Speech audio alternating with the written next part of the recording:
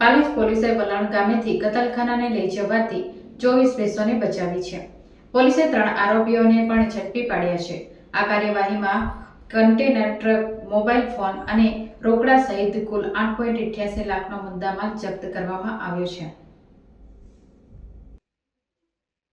બનાવની વિગત અનુસાર પાલેજ પોલીસ મથકના એએસઆઈ અશ્વિન ધીરુભાઈને બાતમી મળી હતી કે વલણથી વ્યારા તરફ કતલ માટે ભેંસો લઈ જવાઈ રહી છે.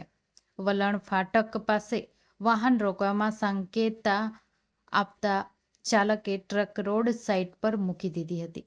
તપાસમાં 24 ભેંસોને ટૂંકા દરોડાથી બાંધેલી મળી આવી હતી. તેમને ઘાસ, પાણી, હવા ઉજાસ અને મેડિકલ સુવિધા વિના જ લઈ જવામાં આવી રહી હતી.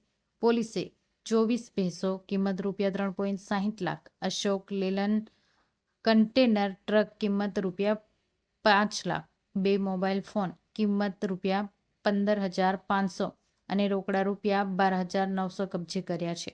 આરોપીઓમાં ભરૂચના આમીનખાન, અબુ મોહમ્મદ શેખ, યાસીન ઉસ્માન માલા અને વલણ કરજણના પરવેઝ સિંઘીનો સમાવેશ થાય છે. આરોપીઓનો વિરુદ્ધ ભારતીય ન્યાય સંહિતા 2023 પશુ ઘાતકીપણાનો કાયદો 1960 તથા ગુજરાત આવશ્યક ચીજવસ્તુ અને ઢોર નિયંત્રણ અધિનિયમ 2005 અંતર્ગત ગુનો નોંધવામાં આવ્યો છે.